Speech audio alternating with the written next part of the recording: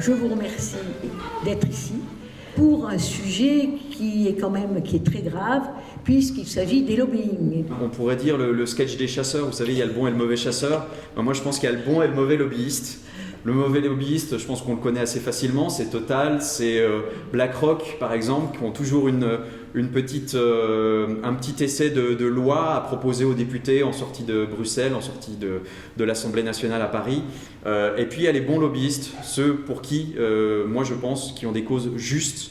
Et les causes d'ActionAid, de Peuple Solidaire, que je connais depuis quelques années, sont des causes justes.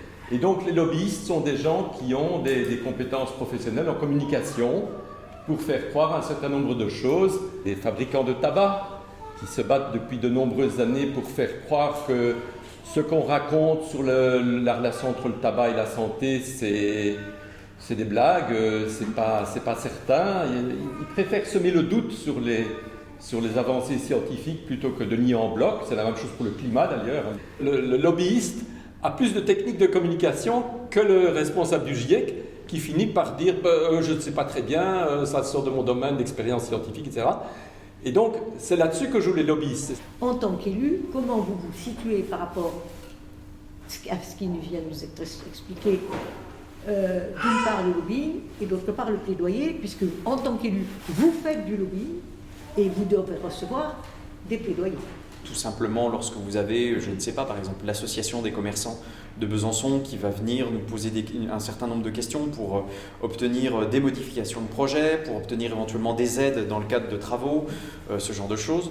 Et puis à l'inverse, vous avez aussi typiquement des associations qui vont venir nous poser des questions, nous demander de l'aide. Sur les 370 salariés de l'usine, on s'est retrouvé avec 137 ouvriers, principalement ouvrières, qui ont pris la porte, qui ont été limogés sans aucune raison valable, sur une filiale française à un moment où le devoir de vigilance avait déjà été adopté.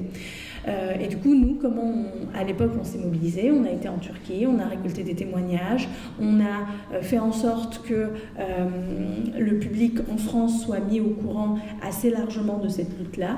On a interpellé Brice Rocher, qui est président du groupe Rocher.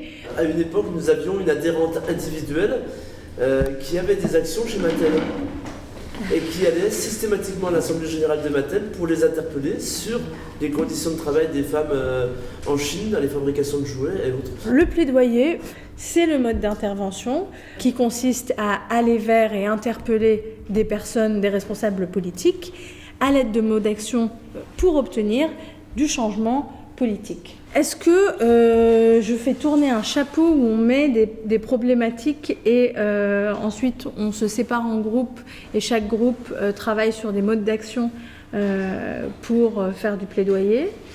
Ça vous irait, ça? L'article 1, c'est qu'on doit être l'école de la confiance. Pas le plaidoyer, par contre. Le plaidoyer, c'est l'inverse. Si jamais on se disait qu'on devait justement mener une action, on a 3 actions à mener, laquelle on met a le plus de chances d'aboutir.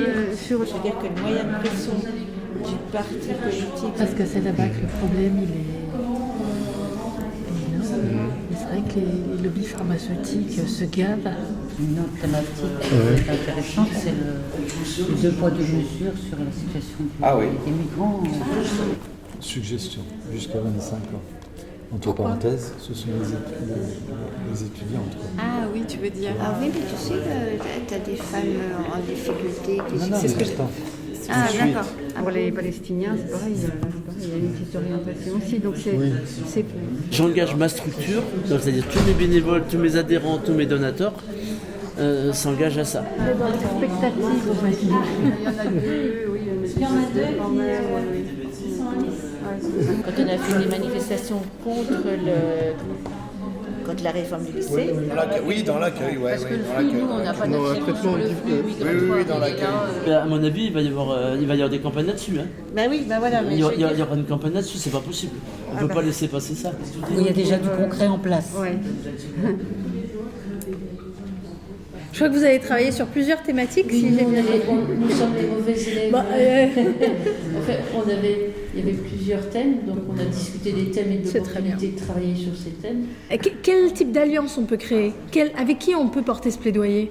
Vous êtes une ONG, vous allez chercher de l'appui auprès de quels autres assos? Vous avez des assos en tête, des collectifs, des orgas avec qui on peut se mobiliser?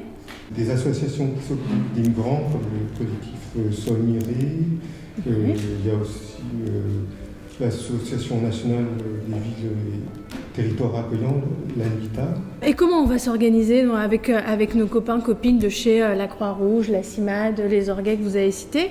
On a notre message, on est nombreux et nombreuses. Qu'est-ce qu'on fait comme mode d'action? En faisant des campagnes de sensibilisation, des affiches, des tracts, et en allant jusqu'aux portes des usines. Nous avons aussi des pétitions. Merci beaucoup.